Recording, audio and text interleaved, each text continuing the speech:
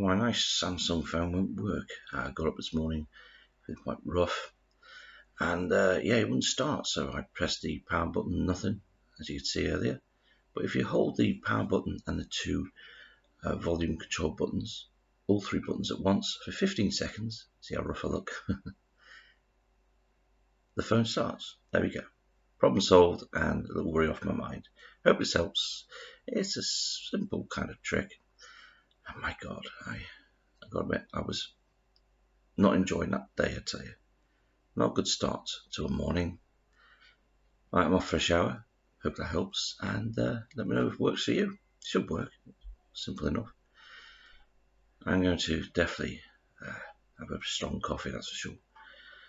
Don't forget to like and subscribe. More little tricks and tips later. Well, not later. Soon. There we go. Oh, too early.